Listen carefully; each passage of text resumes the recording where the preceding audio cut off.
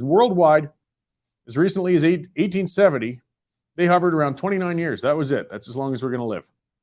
Now, the advent of the Industrial Revolution was a game changer. I mean, it changed dramatically.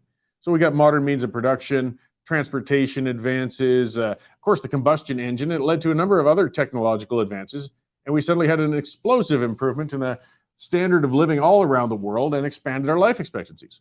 So world life expectancy rose from 34 in 1913 to 46 by 1950, and it sits around 73 worldwide today. And in developed nations like our own, it's well over 80 years of age. Now, one of the main causes of early mortality historically used to be starvation and malnutrition. Food nutrition, or food production and preservation and distribution couldn't keep up with growing populations. So we'd have starvation, up and down in times of drought, war, and the actions of dictatorships like Stalin. It was relatively common until only just a few days ago. Now, the world's population, and I'm going somewhere with all this, was around 1.5 billion in 1870. And even then, we couldn't feed much of it. The world population now is around 8 billion, and famine is actually barely a factor in mortality. I mean, when we look at the stats, almost 18 out of 100,000 people die annually from heart disease. 0.3 out of 100,000 die of starvation. This is a nice development. Now, we can't sustain human population growth in perpetuity, but we've learned that well-fed, prosperous nations tend to have the least amount of children. And most of the wealthiest cities in the world, population through local childbirth is actually going down. People who can afford to only have 1, 2, or perhaps even no children tend to do so.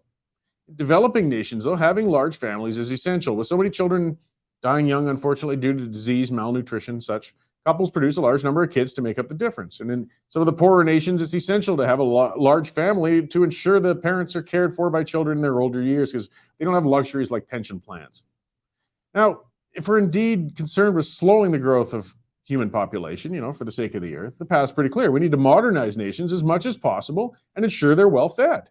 I mean, while starvation itself is rarely a killer any longer, malnutrition still contributes to many premature deaths. It's a factor, and we have a lot of room to improve on food security and access around the world. So here's where we get to Canada. Climate obsessed, including Canada's own government, are fixated on attacking just about every advancement that humanity has made in the last century. Energy impacts the cost of everything, and the green lunacy has contributed to shooting the costs of energy up at every opportunity as they work to shut down affordable means of energy generation in favor of impractical ones such as wind and solar. World energy prices are harming us, and in developed nations, they're outright devastating. It's just they can't afford these hikes and things. So not content, the green federal level government with just raising the food costs through spikes in energy costs, the Canadian government's now under the guidance of the UN setting their sights on attacking Canadian grain farmers. Yes, a new discussion document released by Agriculture and Agri-Food Canada titled Reducing Emissions Arising from the Application of Fertilizer in Canada's Ag Sector targets grain producers for emission reductions. And they've set massive targets, of course, just like they have with everything else, to cut it down. The government wants to crack down on fertilizer use among farmers. Now, modern fertilizers are a massive component in the mix of technological advances that have led to the world's virtual elimination of famine. Smaller plots of land can produce food more intensively and efficiently than ever imaginable.